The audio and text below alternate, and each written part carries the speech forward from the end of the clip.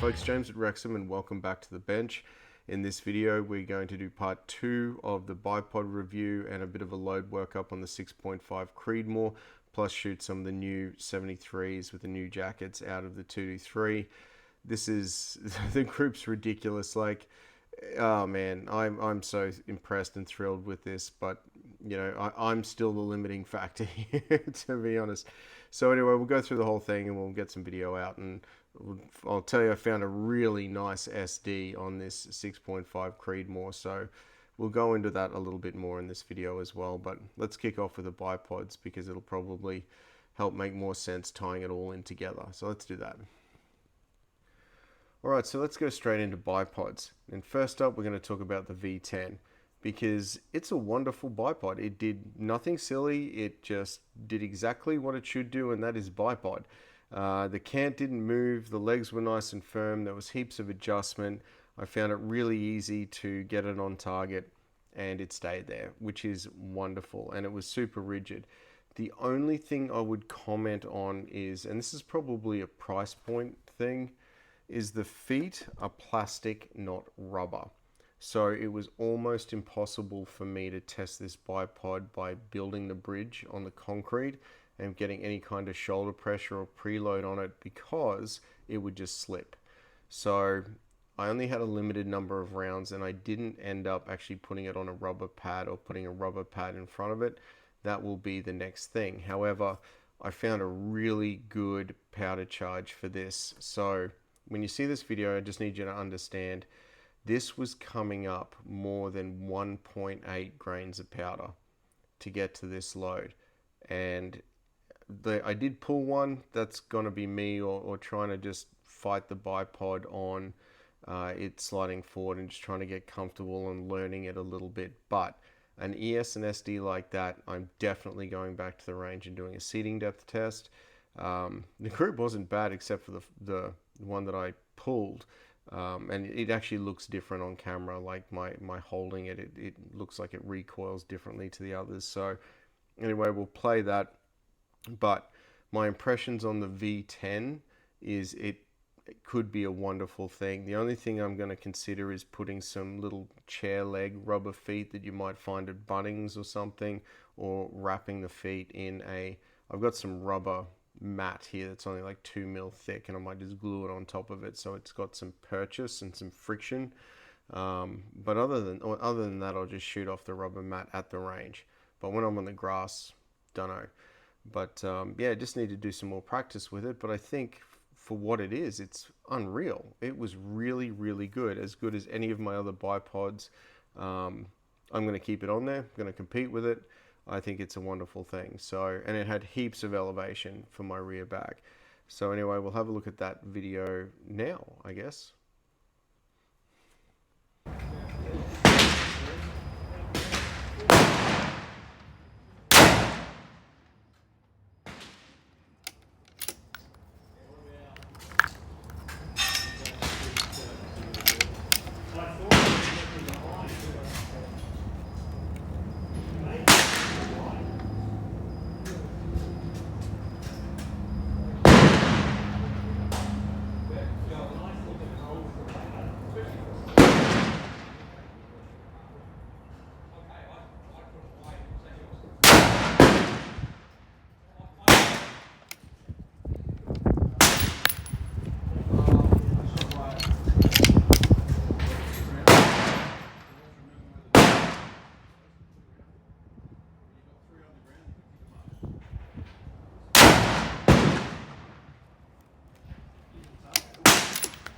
This charge is quite happy actually.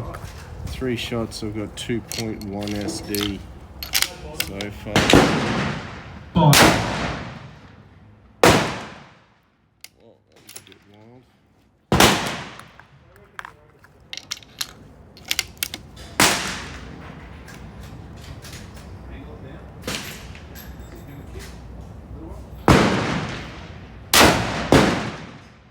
That's better. And so the wild one was just a bit of me.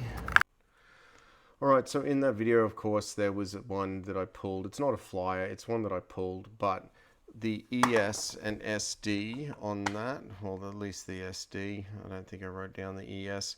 So that was a velocity of 2,744 feet per second on average with a 5-shot SD of 2.4. And I'm just going to give a shout out because we're going to do a video on this to this bad boy. The $40 unsung hero of the reloading world. It, man, I get some ridiculous SDs out of that thing. I really do. Better than any Mandrel die. Say what you will. Don't really care. The numbers are the numbers. It is what it is. I just need to learn to shoot it better. But anyway, the V10, great bipod.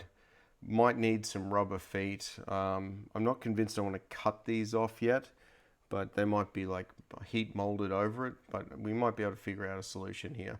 So let me just get back to you on that. I think on the grass it'll be fine, or on a rubber mat it'd be fine. But yeah, like it's a great bipod. Did exactly what I wanted it to do, and it's light. So perfect. Let's move on to the V9.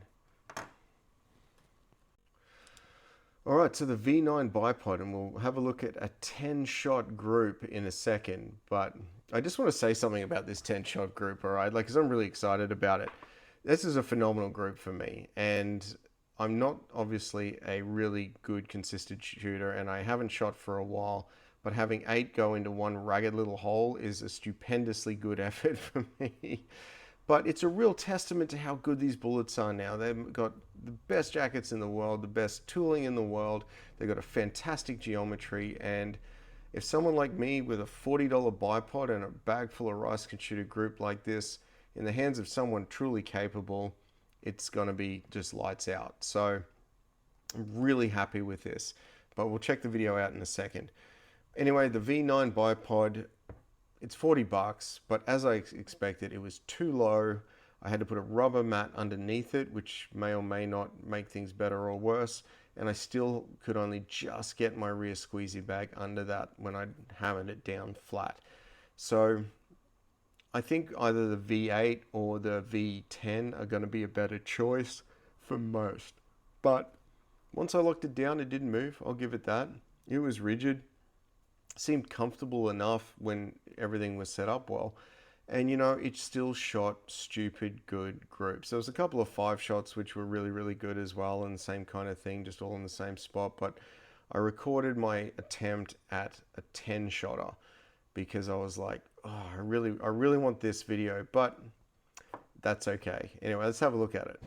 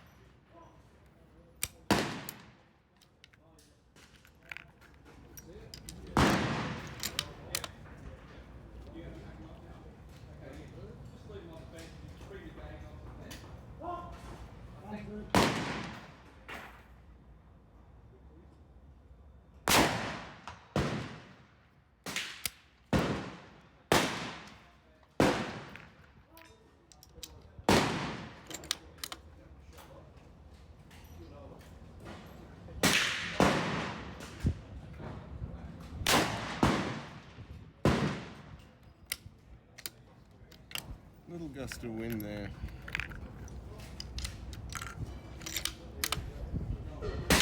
Wind's picking up.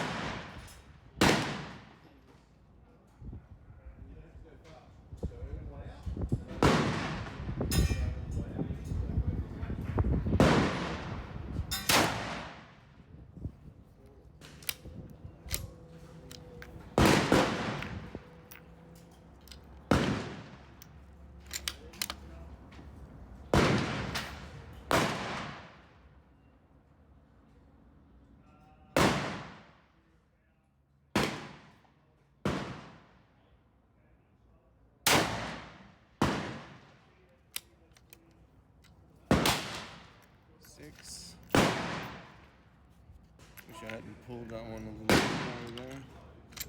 6 shots.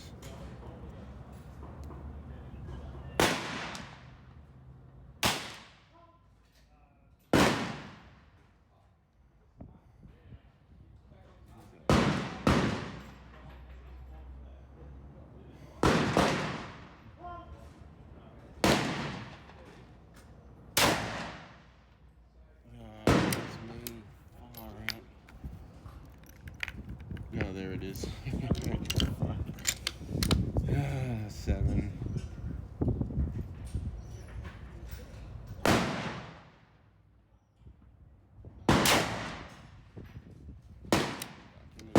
When I do my part, just absolutely hammer.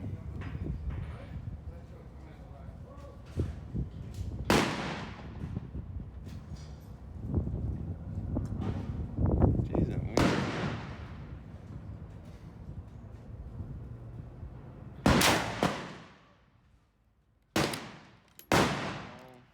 One more.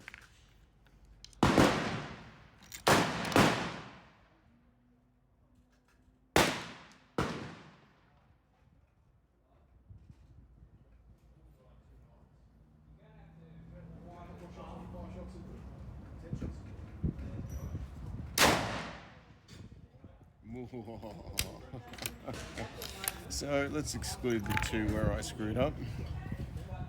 That's 10. That's bloody phenomenal. That's the new 73 grain F-bomb 3 with the new jackets. So, like I say. Well, all right, that was excellent. This 10-shot group here measured in at 0.669 inches. The little 8-shot cluster I haven't even measured yet, but I really want to go back to the range and just work on getting the consistency out of myself to put these 2 into that cluster. And surely in the hands of a capable shooter, this will win you some competitions. It would do very, very well. A fantastic result out of a $40 bipod and a Hauer. So, look, I'm thrilled with it. I think these bullets are just fantastic. The new jackets are absolutely performing out of sight, and I'm extremely excited. So, the proof's in the target.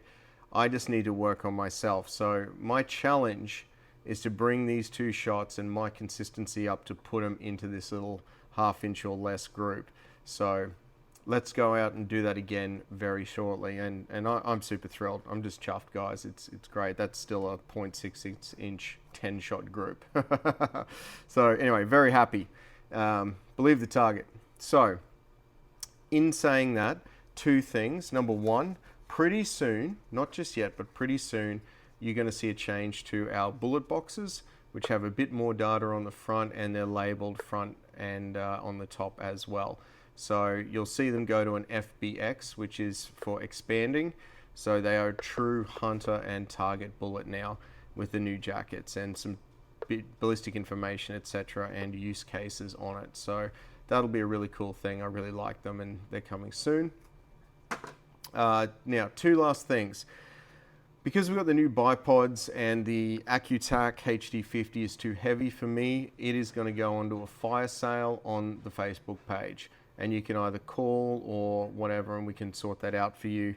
I'm going to do it at pretty much half price. I think $400 is, a great price for a basically rarely used new piece of kit. It's still in perfect condition, so we're going to sell that. That'll be on the fire sale. And the other thing, so this is going up today, guys. That I want to sell is the Longshot Ranger Plus, and we're going to do that at half price as well. Now, the unit itself is perfectly fine. It works great. It's in perfect condition. However, it's just not suiting my purpose for content creation, etc. But it's great for sighting in thermals or ringing targets out to 1,000. It works perfectly, but it's just not suited for us. So we're actually going to get a different system. But you'll find this on the Facebook page for $400 as well. So get into it. It should be, if you want it, $400. So anyway, that's about it. We're going to come back, and I'm going to go back to the range, and we're going to shoot the 6.5 140 grain F-bomb again with that new charge, with that ridiculously good SD. And I need to do a seating depth test. So from where it is now, I'm going to back out 12 thou and then jump in 3 thou nodes and come past the node I'm currently at another 6 thou or so. So we should cover all of our bases. I don't actually have my micrometer on me, so I'm just going to use our current die to work that out, and I'll do maybe 10 of each. And that's quite a few, that's like 50 rounds, but we'll get through it in a day.